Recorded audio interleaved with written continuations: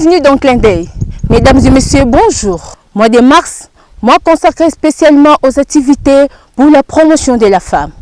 Aujourd'hui, notre émission va se consacrer spécialement pour le rôle de la femme dans le développement rural, la production alimentaire et l'éradication de la pauvreté.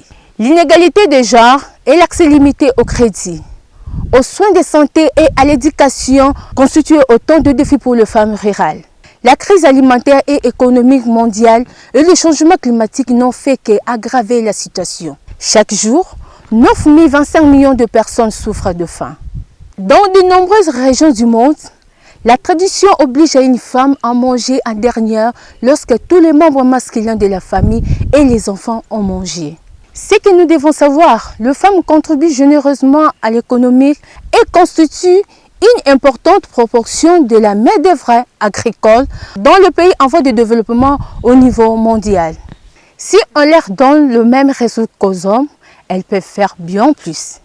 Les femmes estiment que si les agricultrices, 43% de la main-d'œuvre agricole dans le pays en voie de développement bénéficient du même accès aux ressources agricoles que les hommes. La production est ferme, tenue par les femmes dans le pays en voie de développement pourrait augmenter à 20 et à 30%, ce qui pourrait réduire le nombre de personnes souffrant de faim dans le monde, de 100 000 à 150 millions de personnes. Le travail, c'est un droit. Alors, j'ai remarqué que chez nous, même ici à Kinshasa, dans les zones périphériques, à l'arrière-pays, n'en parlons pas, presque les 3/4 de femmes pratiquent l'agriculture. Mais quelle agriculture?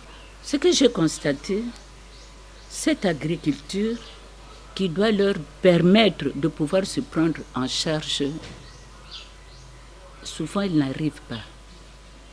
J'ai relevé des difficultés parce que nous, quand nous voyons ces mamans-là avec leurs légumes, les pondous, nous sommes très contentes. D'abord, je profite aussi de cette occasion pour lancer des fleurs à ces mamans. Moi, je les appelle nos mamans nourricières. Ma maman Nabiso Mobokoli. Mais la première question que je me pose, que moi j'ai constatée, elles doivent avoir des terres. La plupart du temps, ces terres se situent très loin. Vous voyez déjà la distance qu'elles parcourent pour arriver à leur endroit de travail. Un autre obstacle que j'avais remarqué, c'est que quand elles ne sont pas propriétaires de terre, elles doivent louer.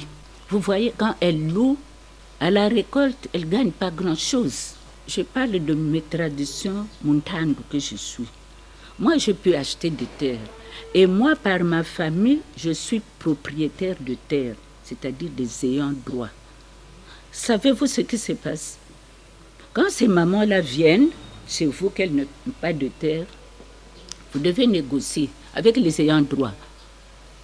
Quand on leur accorde une portion de terre, je prends un exemple, 1 hectare, la maman travaille, parce qu'il y a aussi des hommes qui travaillent, mais je parle de la situation de la femme.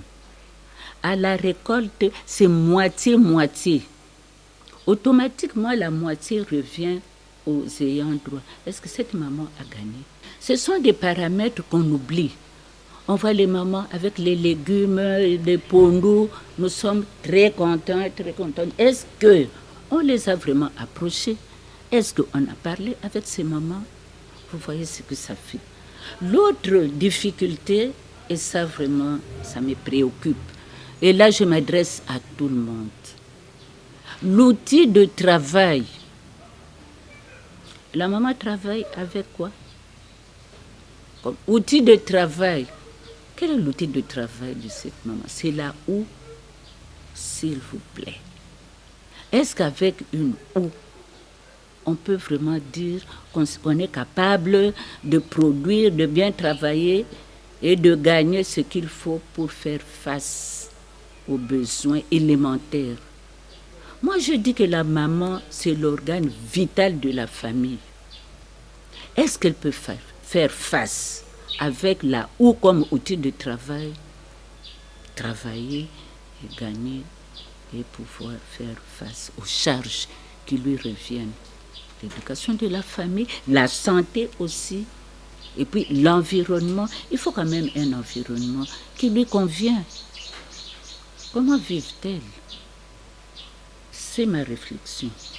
Alors, nous tous, nous avons un devoir. Ne fût-ce que l'outil de travail. Quand je vois la houe, permettez-moi de le dire, peut-être que c'est fort, mais c'est toujours comme à l'âge de la cueillette. Alors, dans notre pays, nous avons beaucoup évolué. Quand je parle de notre pays, je dis je suis fière d'être congolaise, bien sûr. Nous avons été gâtés par Dieu, par la nature. Ce pays regorge des ressources naturelles et des ressources humaines. Nous sommes là. Alors ici, je pense à une association de femmes ingénieurs que j'avais rencontrée. Mais aujourd'hui, il y a un phénomène, tout le monde voit ça quand nous circulons, le robot qui pour réguler la circulation. C'est une femme qui a fabriqué ça. Femme ingénieure, je la connais, maman, mamie, robot que je l'appelle. Alors, maman, mamie, robot, est-ce que vous ne pouvez pas penser aussi à améliorer la houe? Peut-être trouver quelque chose, je ne dis pas le tracteur. Le tracteur coûte cher. Ce n'est pas à la portée de tout le monde, mais améliorer un outil de travail. Vous voyez la maman qu'elle travaille, elle est courbée. Avec la houe, on peut le faire. Donc j'ai pensé à cela, il y a d'autres outils de travail, mais c'est nous-mêmes aussi qui devons penser à cela. Elle contribue. Mais elle fait ça comment? Elle est toujours là, je dirais, elle évolue dans l'informel. Nous devrions, l'agriculture c'est un domaine complexe. Moi-même, j'essaie de le faire, mais c'est dur. Pourquoi? Quand tu as planté aujourd'hui, tu ne vas pas récolter demain. Et pendant tout ce temps, vous voyez le manioc, c'est un cycle de 12 mois. Et pendant ce temps, elle va vivre comment? Est-ce qu'on a pensé à ces mamans-là, ne fût-ce que les regrouper pour leur donner des formations, pour les encadrer? Elles sont très capables. Elles contribuent pour moi au développement économique, social de notre pays. Mais souvent, on les oublie. On devrait les organiser, donner des formations et penser peut-être à des microfinances. Nous concluons en disant que l'autonomisation de la femme rurale est cruciale si nous pouvons mettre fin à la pauvreté.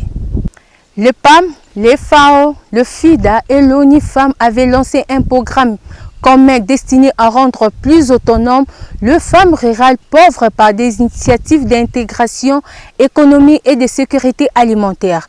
Pour la RDC, la femme rurale qui détient le 90% de l'économie informelle doit être encadrée, orientée pour formaliser ces secteurs. Merci à vous téléspectateurs, merci à Madame Nicole Dibambou DG de la RTNC, actrice de la promotion de femmes pour un monde 50-50 à 2030. Franchissons le pas pour l'égalité des sexes. Bonne suite des programmes sur le RTNC, au revoir.